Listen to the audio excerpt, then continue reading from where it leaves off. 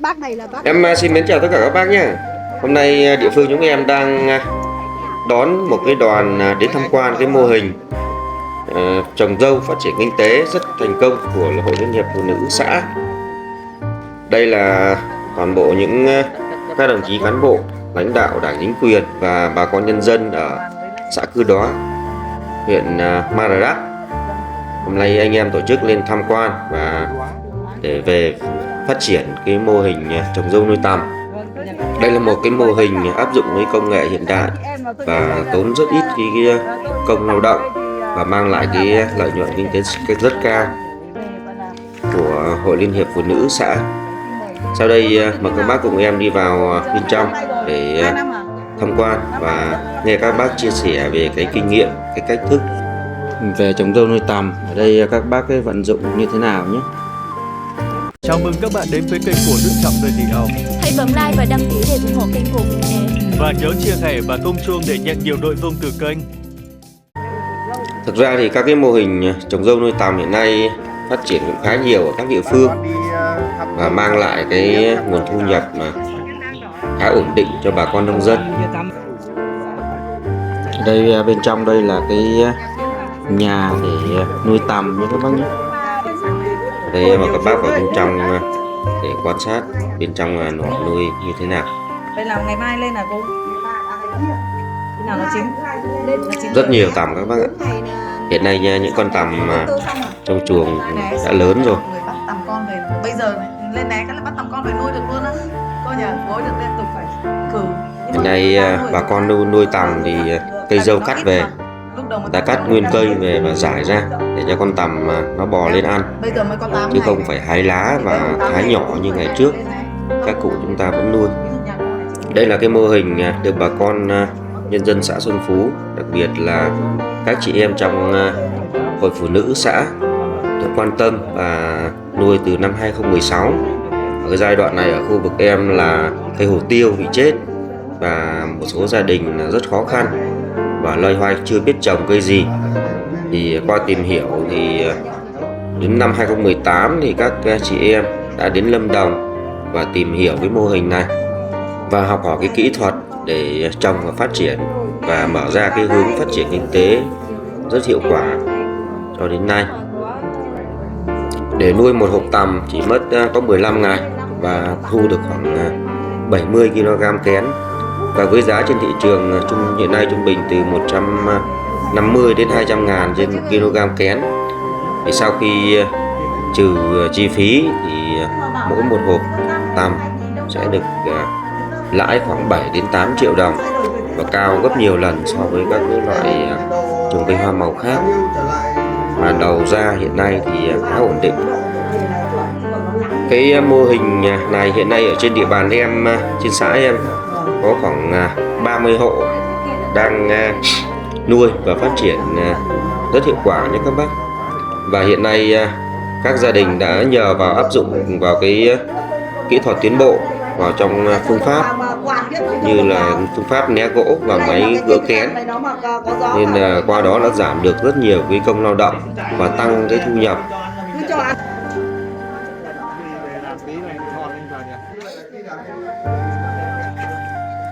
Bên đây là khu vực các bác sau khi cắt cây dâu về sẽ dựng ở đây để cho nó khô ráo và tiến hành cho tằm ăn. Cái khu vực bên đây thì gia đình để rất nhiều những cái tấm né gỗ. Cái này để chúng ta lấy kén các bác nhé. Theo chia sẻ thì đối với lấy gỡ kén truyền thống ấy, thì lấy khoảng 50 kg né này thì mất khoảng 2 công lao động và làm việc trong nửa ngày. Và hiện nay thì các bác ấy sử dụng bằng cái máy gỡ kén thì cũng trong khoảng 50 cái né như thế này thì chỉ cần một lao động và chúng ta gỡ kén trong khoảng 2 tiếng đồng hồ là xong, rất nhanh các bác.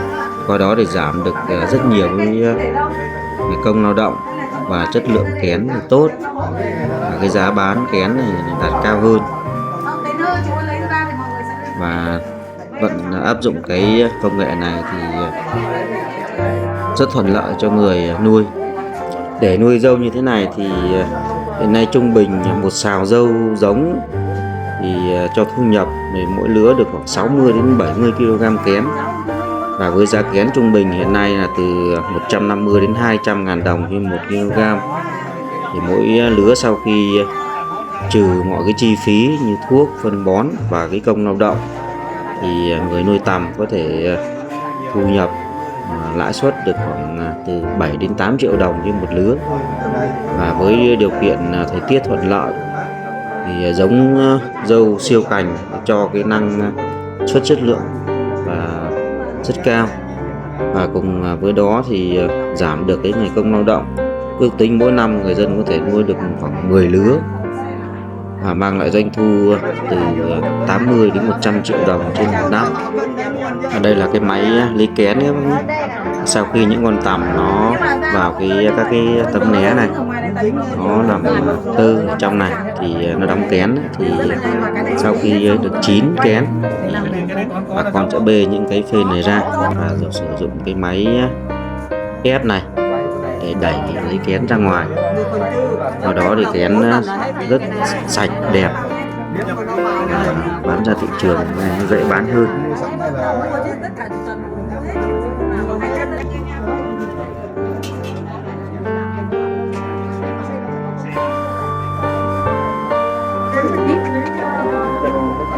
Sau đây thì em mời các bác cùng em đi ra để thăm cái vườn dâu. Vườn dâu lá rất xanh tốt các bạn. Có cái người ta chuyên chở coi như là kén xuống Lâm Đồng xong họ lại mua giống về. Nếu mà nay mai mà cái mô hình mà trồng được nhiều là họ đem tằm xuống rồi họ lại lấy xuống đây họ lấy kén luôn. Thế là người ta có cái nơi cung cấp đó. Có nơi cung cấp chứ. Thu mua đo tiêu này. Thì thu mua đo tiêu luôn. Có cái là ở đây thì là nó hạ hơn ở Lâm Đồng thôi, bởi vì người ta phải thuê xe đi. Thế xong là hơn nữa là người ta thuê xe đi mới lại kén đây đi để nó hơi dọc hơn là ở Lâm Đồng cho nên nó hạ hơn. Bây giờ hiện tại đây là người ta mua 200 đến 215 nghìn. Thế còn ở Lâm Đồng là 23, 24 chẳng hạn. Thế rồi nên là cái kén đó là người ta đã ấp nó nở ra các con to một chút. Ý là họ nuôi được tầm tháng 4 họ mới xuất. Đây này, nó bằng cái tầm cái này là họ mới xuất này. Thế là mình về mình chỉ nuôi 3 ngày là nó ngủ một lần là dậy ăn dỗi là bắt đầu vào là thành có 9 ngày nuôi thôi. Như đây là nuôi mới có 4 ngày này. 4 ngày ăn dỗi, 3 ngày kia là vào 7 ngày, 7 ngày kia là 9. Em kia là 9 rồi. Cái tầm đây là ngày mốt là 9 rồi. Thế là nuôi có mấy hôm thôi là nó chín rồi đó hả? Vâng, tôi nuôi được 4 năm nay rồi. Từ cái ngày yêu hải tôi nuôi 4 năm nay. Như vườn của mình đây là cũng lấy giống được cái gì mình phải lấy giống ở đâu nữa. Ý là cái lúc đầu ấy là chúng tôi là phải lấy ở Lâm Đồng sang. Và bây giờ là kiểu như không, bây giờ là ở đây họ không có giống đâu, bởi vì họ cứ cắt thế này làm sao có giống được. Vì là ở Lâm Đồng là họ hay lá, chứ ở bên này là họ không quen hay lá đâu. Họ cắt cho nó nhanh, chúng tôi đều cắt. Đây là cái giống dâu siêu cành các bác nhé. Dâu này cho ra rất nhiều cành và lá to, xanh và đạt năng suất rất cao. Cái giống dâu này phát triển rất mạnh. Theo chia sẻ của các bác ấy, thì từ khi chúng ta bắt đầu trồng cây dâu thì khoảng 3 đến 4 tháng sau và chúng ta bắt đầu được thu hoạch. Theo em quan thấy ở đây thì cái khoảng cách trồng giữa các hàng dâu thì khoảng 1 mét các bạn.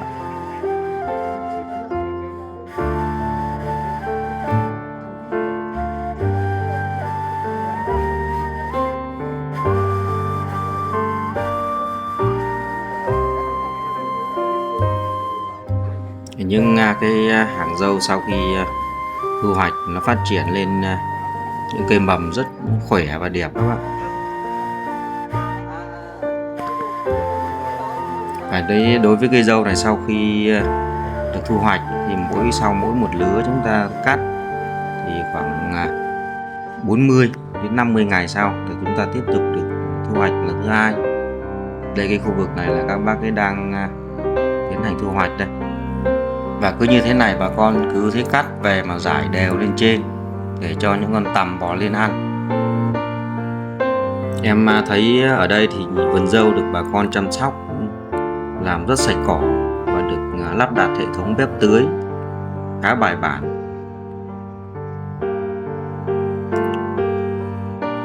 Đối với những con tằm thì nó rất nhạy cảm đối với các cái loại thuốc trừ sâu các bác nhé. Nên quá trình trồng và chăm sóc cây dâu, bà con cũng hạn chế tối đa việc sử dụng thuốc trừ sâu, sử dụng các loại phân bón và đặc biệt là các loại phân hữu cơ, và phun một số loại phân bón lá để cho cây dâu nó phát triển sinh trưởng được tốt. Tuy nhiên thì cũng phải đảm bảo được cái thời gian cách ly để cho khi cho tằm ăn không bị ngộ độc. Đối với cái mô hình này ở địa phương em thì từ khi phát triển nó đã mang lại cho cái hiệu quả khá cao, và được một số cái phương tiện thông tin đại chúng như đài truyền hình và một số báo đài địa phương đưa tin, nên hiện nay rất nhiều các cái đoàn các địa phương, đặc biệt là các huyện lân cận, thường xuyên đưa bà con nông dân đến để tham quan và học tập cái mô hình để cho bà con nông dân có thể áp dụng vào trong phát triển kinh tế gia đình. Đấy thì nếu mà nó thời tiết nó bình thường thì một tuần nó tưới là như mấy bữa nay nó nắng có 3 hôm tưới. Một nắng 3 ngày. Mất đuối. Cái dòng dấu này đây trong đây mình đánh mình cứ căng dây mình cắm nó mình chéo. Để đến lấy đây cắt 3 mắt. Đúng rồi thì cái dâu nên chỗ cái dâu tôi mới trồng đấy. Dâu tôi mới trồng mới trồng. Bây giờ nó ra cái loại máy mà gần ngang có 40 ấy. Máy thứ nhỏ. Bác có dùng máy thứ nhỏ không? Nhưng mà con đứa một thun con trồng đấy là phải 4 sao đất. 4 sao đất thì để hái sao như cho hái sao thì mình dùng thì nó đào cơ dán lên thì này để càng nhiều càng tốt. Nên là chủ động để một thùng giống nó nằm ra phải 4 sao đất để hôm nay càng hái xong không con hái sao kia để mới cho lên. Chả nhiều chứ tôi vẫn làm cái tầm nó kỹ nhất các thứ thuốc kiểu nhá, kỹ nhất các thứ thuốc cho nó cái thuốc kiến thuốc rán là không được sử dụng. Có cái con thuốc cỏ tôi vẫn làm thường xuyên. Khi nó còn nhỏ thì làm như thế, còn giờ to này thì không cần đấy. Tôi bây giờ nó khi dâu nó còn nhỏ nhỏ này, dâu nó mới lên nhà này mình phun nó có cái cục nên là chỉ để tức là nó hết hạn là vẫn dùng được đúng không anh? Tức là nó qua 14 ngày, qua 15 hạn mình trao đổi là phun là khi nếu mà mình mà chủ động như thế là khi cái vườn cây ăn trái của họ bên cạnh họ phun thì bao giờ là mình dặn họ khi nào là phun thuốc là họ bảo cái thì là mình bật bếp đi chứ lúc nào mà họ bơm thuốc. Nhưng mà giả sử cái con tằm của mình ở nhà mà nó có sợ nó ảnh hưởng cho nó có bị gì không? Để xa chứ còn gần nó không ra đâu, xa đó. Đúng khi là nó ở trong cái sợ là nó ăn trực tiếp không? nó ăn trực tiếp là Từ khi cắt đến khi dâu bằng tầm này là khoảng bao nhiêu ngày đó chú? 40 ngày. Như trong nhà mình là mấy thùng tằm? Một hộp 25. rồi cạnh mà được giải này phải cứ 2 tháng. Chưa đến từng Không thế một hộp nếu mà cả thêm khoảng hộp. không, cả thêm nữa là Hộp rồi là khoảng 4 sao đất này. Họ bảo là 2 sao thôi nhưng mà mình phải tông 4 sao để con để chơi nó. Đất ở dưới mình nó không tốt ở đây thì mình phải tăng diện tích bên kia bên đây này là tôi gọi cho 2 thảo. Em hỏi ông anh đến thăm mô hình chỗ nhà Thu Long. Thế thì đầu tiên thì đại diện cho Hương là hội đồng dân, ủy ban dân, ủy ban mặt trận tổ quốc xã cùng các ban ngành của xã Thư Hóa, các hộ nông dân Khi thoải mái đi. Không ngại đâu, đâu để muốn định hướng đối với xã Thư Hóa trong xã diện tích nó cũng nhiều. Thì bà con này không hỏi là một số hộ thì cũng để muốn phát triển kinh tế gia đình. Thế thì hôm nay là gia đình ở đất Việt Nga thì hiện nay trong xã mình có mô hình trồng dâu thì Thư Hóa cũng muốn vận động học hỏi cái mô hình này để đem về kinh tế của xã nhà sao mà đem lại cái kinh tế cho bà con nhân dân. Mục đích cùng là như vậy, cũng có món quà là cho gia đình. Cảm ơn các cô chú đã cho đoàn là biết được cái thông tin về cái cách thức trồng dâu, rồi cách thức nuôi, rồi cách thức lấy kén. Biết nó sẽ còn có nhiều dịp nữa. Rồi khi tham quan về thì cũng sẽ các hộ dân đây nắm bắt được cái kỹ thuật rồi thì cũng sẽ liên hệ cùng với người địa phương của xã Xuân Phú cùng với xã Thư Hóa sẽ có những cái buổi làm việc để làm sao mà con nhân dân thì lên đây để học hỏi kinh nghiệm. tiếp tục để phát triển kinh tế. Bên kia tôi là trưởng đoàn, phó trưởng đoàn, đó là Trần Tiến Ngôn. Nay được đây thì cũng báo các gia đình cô chú thì cũng có đại diện là đạo Thượng Thành, Tư, Biên, Phó Tư.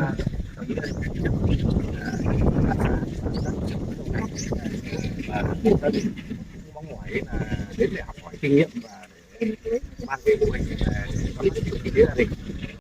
Gia đình là cũng trồng dâu nuôi tầm được 2 năm nay rồi thì là cái hiệu quả là cũng được.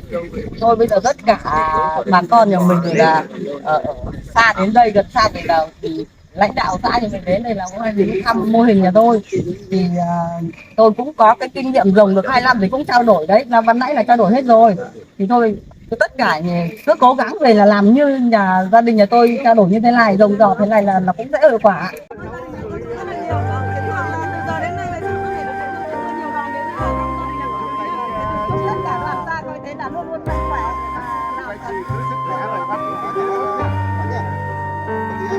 Như vậy là hôm nay nhân tiện tiếp cái đoàn công tác của xã Cư Đó đến tham quan cái mô hình nhà trồng dâu nuôi tằm ở địa phương em, thì em cũng quay để mời các bác cùng tham quan và tìm hiểu về cái mô hình này.